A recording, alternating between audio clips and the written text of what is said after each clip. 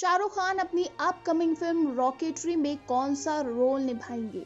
क्या होने वाली है इस फिल्म की कहानी? कौन है नामी नारायणम जिन पर ये कहानी बेस्ड है? हेलो फ्रेंड्स, आप देख रहे हैं बॉलीग्राफ स्टूडियोज। मैं हूं सोनिका जाट। फ्रेंड्स, शाहरुख खान की फिल्मों का उनके फैंस को इतना इंतजार है कि ट्विटर पर आए दिन उनकी ही फिल्में ट्रेंड होती रहती है। हाल ही में #Don3 ट्रेंड कर रही थी और अब शाहरुख के फैंस लगातार उनसे उनकी फिल्मों की अपडेट मांग रहे हैं। लेकिन शाहरुख है कि अपने फैंस को इतना तड़पा रहे हैं कि पूछे मत। साल 2018 में उनकी जीरो आई थी और उसके बाद अब तक उन्होंने खुद से कोई अनाउंसमेंट नहीं की है। लेकिन आए दिन उनकी कई फिल्मों की खबरें आती ही रहती हैं और कहते हैं कि इंतजार का फल मीठा होता है, तो ज़रूर मीठा होगा, क्योंकि जब भी शाहरुख की फिल्म आएगी वो धमाका ही मचाएगी। और शाहरुख के लिए तो फिल्म की लंबी लंबी लाइनें ऑलरेडी लगी हुई हैं। शाहरुख ने राजू ईरानी, राज एनडीके, एटली, अली अब्बास जफर जैसे दिग्गज डायरेक्टर के साथ बात कर ली है, यानी उनकी स्क्रिप्ट्स पढ़ ली है और फाइनल भी कर ली है। यानी वो इन डायरेक्टर्स के साथ फिल्म करने के लिए तैयार हो चुके हैं। आपको बता दें, शाहरुख ने आयान मुखर्जी की फिल्म ब्रह्मास्त्र में एक छोटे से किरदार के लिए शूट कब कर लिया है, पिछले साल ही। इसमें वो साइंटिस्ट के रोल में दिखेंगे। और वहीं अब खबर है कि शाहरुख आर माधवन की फिल्म रॉकेटरी में भी एक छोटे से किरदार में नजर आएंगे, लेकिन ये अहम किरदार होगा। दोस्तों, ये फिल्म इसरो के मशहूर रॉकेट साइंटिस्ट नाम्बी नारायणम की कहानी है।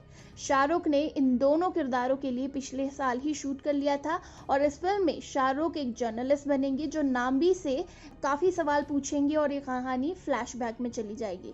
फिल्म में माधवन भी एक नासा के छोटे से साइंटिस्ट के किरदार में नजर आएंगे। और दोस्तों, इस फिल्म का टीजर और पोस्टर पहले ही रिलीज कर दिया गया है। आर माधवन की ये फिल्म हिंदी, अंग्रेजी, तमिल, तेलुगु और मलयालम में रिलीज होगी।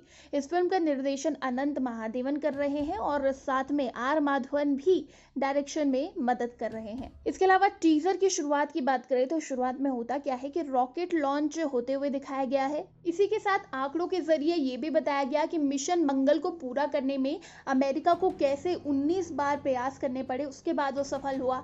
रूस को पूरे 16 प्रयास करने पड़े, उसके बाद उसे सफलता मिली।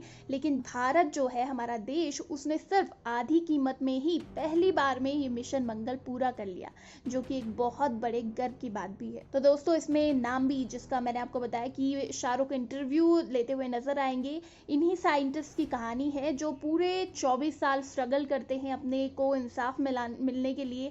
और साथ ही इन पर जासूसी का आरोप लगता है और इन्हें जासूस घोषित कर दिया गया है। तो कैसे नाम्बी इन पूरे आरोपों से खुद को बरी कराते हैं, क्या उनका स्ट्रगल रहता है, क्या कहानी है, ये सब इस फिल्म की कहानी में दिखाया जाएगा। चलिए अब आपको बताते हैं इन साइंटिस्ट की पूरी कहानी, आखिर क्या हुआ था इनके साथ। तो नाम्बी नारायणन जो है वो इसरो के एक वरिष्ठ अधिकारी थे जो क्रायोजेनिक डिपार्टमेंट में इंचार्ज थे।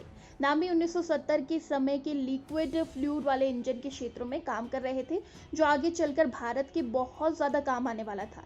लेकिन 1994 में नाम्बी को जासूस घोषित कर दिया गया और उन पर झूठे आरोप लगाए गए। साथ ही नाम्बी और उनके साथियों पर पाकिस्तान को इसरो रॉकेट इंजन की सीक्रेट जानकारी और बाकी जानकारियां दूसरे देशों में देने के आरोप थे। इंटेलिजेंस ब्यूरो के अधिकारियों ने नारायणन से पूछताछ की। हालांकि नारायणन जो थे, उन्होंने ये सारे आरोपों का खंडन किया और इन्हें गलत बताया। बाद में सुप्रीम कोर्ट ने केरल सरकार द्वारा इस मामले की फिर से जांच करने को कहा। कोर्ट ने 1998 में उन्हें इन सभी आरोपों से बरी कर दिया। अदालत ने कहा कि नाम्बी को गिरफ्तार करना गैर जरूरी था और उन्हें मानसिक रूप से प्रताड़ित किया गया, जो कि बिल्कुल गलत किया गया। और इसके बाद 14 सितंबर 2018 को चीफ जस्टिस दीपक मिश्रा ने आदेश दिया और उन्हें 50 लाख रुपए का मुआवजा देने का आदेश दे दिया गया।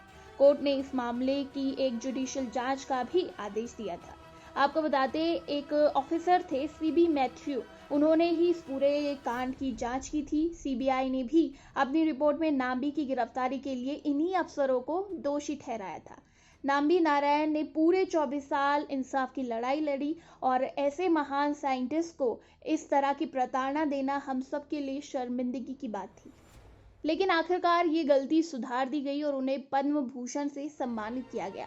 इस पर नाम्बी ने भी कहा था कि वो खुश है कि आखिरकार भारतीय अंतरिक्ष क्षेत्र में उन्होंने जो भी काम किया उन्हें उनकी पहचान मिली। उन्हें पहले जासूस बुलाया जाता था, लेकिन इसके बाद उन्हें सम्मान की नज़रों से एक बार फिर से देखा गया। तो नाम्बी का ये जो जीवन था बहुत ज़्यादा स्ट्रगल भरा था और उसे पर्दे पर देखना बहुत ज़्यादा दिलचस्प होगा। इससे पहले जो मिशन मंगल आई थी वो भी एक साइंटिस्ट की कहानी थी और किस तरह से मिशन मंगल पूरा किया गया था वो देखने के लिए बहुत ज़्यादा मज़ा आया था वो सब देखने में और बहुत गर्व महसूस हुआ था। और अब इसी तरह की एक और स्टोरी जो अनकही स्टोरी है, अनटोल्ड स्टोरी हम कह सकते हैं, वो एक बार फिर से पर्दे पर देखने में बहुत दिलचस्प लगेगा। तो फ्रेंड्स, आप हमें बताइए कि इस कहानी को आपको देखने का कितना इंतज़ार है। साथ ही ये भी बताइए कि शाहरुख को इस फिल्म में देखने का कितना इंतज़ार है और शाहरुख की फिल्मों का कितना इंतज़ार है। हमें नीचे कमेंट सेक्शन में सब कुछ लिख डालिए अपनी मन की बातें। और इसी तरह के दूसरे वीडियोस के लिए सब्सक्राइब करें हमारे चैनल बॉलीग्राफ स्टूडियोज़ को।